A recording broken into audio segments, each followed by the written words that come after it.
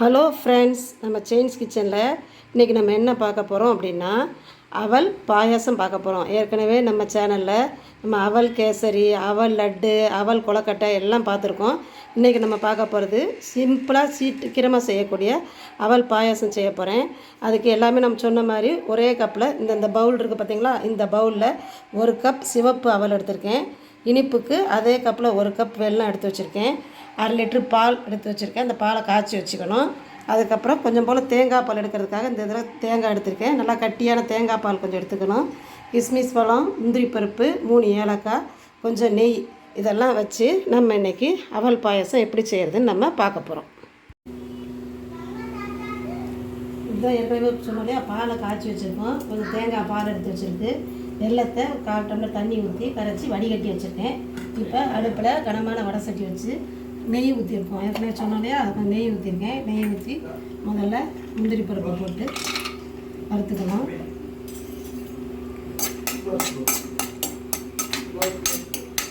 ஏற்கனவே நம்ம சொன்னோன்னா சிவப்பு அவல் தான் நம்ம எடுத்துருக்கோம். எல்லா அவல்லையும் செய்யலாம்.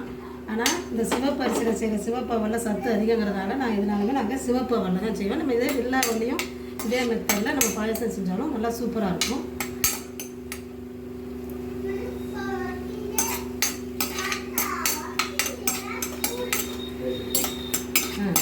இந்த முந்திரி பருப்பு லேசாக வளர்ந்து கொஞ்சம் எடுத்து வச்சு கிஸ்மிஸ் பழத்தையும் போட்டு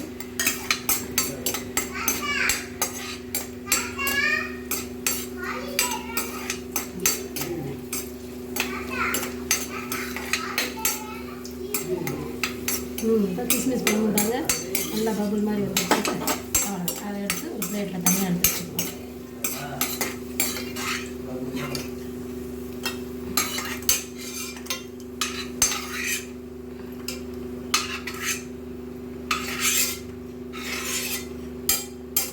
எடுத்து வச்சுட்டு அதை எடுத்து வச்சாலும் ஒரு கப் அவல், அந்த நெய் இருக்குது பாருங்கள், அந்த நெய்யில் போட்டு ஸ்லோ ஃப்ளேமில் நல்லா வறுக்கணும்.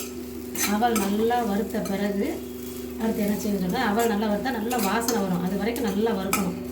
இந்த எண்ணெய் நெய்யெல்லாம் உறிஞ்சி எடுத்துட்டு நல்லா ட்ரை ஆகும். அது வரைக்கும் நல்லா வறுக்கணும். வறுத்த பிறகு அடுத்து என்ன செய்யணும்,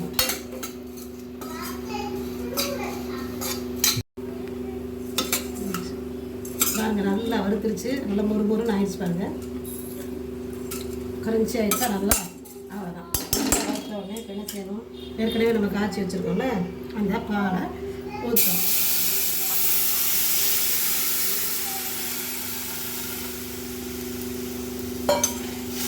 நல்லா கிண்டி விட்டுட்டு இந்த பால்லையே நல்லா வேகணும். ஒரு 10 நிமிஷம் நல்லா வேகட்டும். இதுக்கு இடையில உங்களுக்கு ஒரு டிப்ஸ் சொல்கிறேன். நம்ம இப்போ ஏற்கனவே நம்ம என்ன செய்யணும், இந்த வெல்லத்தை காய்ச்சி வடிகட்டி வச்சுக்கணும். ஏன் அப்படின்னா, பால் சூடாக இருக்குமா, நம்ம அதோட இந்த வெல்லத்தை அதையும் சூடாக ஊற்றினோம்னா சில நேரம் பாலும் தெரிஞ்சு போயிடும். அதனால நம்ம முதல்லையே வெல்லத்தை நல்லா கரைச்சி வடிகட்டி வச்சிட்டோம்னா நல்லா ஆறி இருக்குமா, அப்போ ஊற்றும்போது உங்களுக்கு தெரியாது. அதனால் அதை நல்லா ஞாபகம் வச்சுக்கோங்க. எப்பயுமே இந்த சூடான பாலில் சூடாக வெல்லத்தை ஊற்றக்கூடாது. ஏதாவது ஒன்று ஆறி தான் இருக்கும்.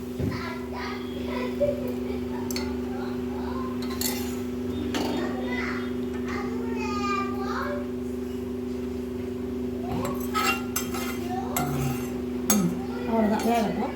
ஒரு 10 நிமிஷத்தில் நல்லா வெந்துடும். வெந்த உடனே அவ்வளோதான், வேலை முடிஞ்சிச்சு.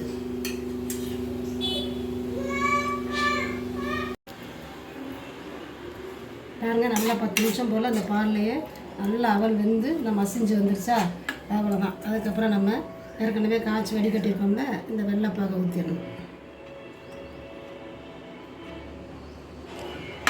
வெள்ளைப்பாகை ஊற்றி ஒரு 2 நிமிஷம் கொதிக்கட்டும்.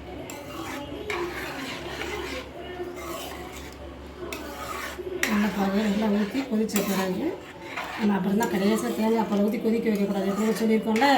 அதனால் அந்த வெள்ளைப்பாகு போட்டு கொஞ்சம் கொதிச்ச உடனே தேங்காய் பாலை ஊற்றி ஏலக்காய் பொடியை போட்டு இறக்கிடுவோம். காமிக்கிறேன்.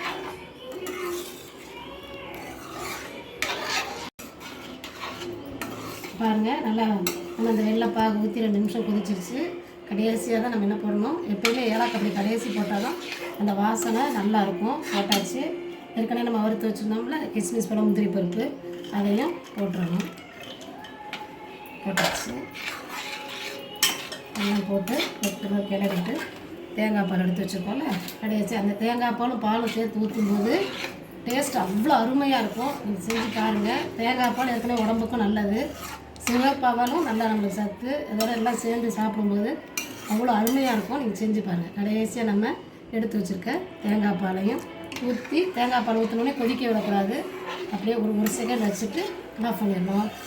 அவ்வளோதான், அவல் பாயசம் ரெடி.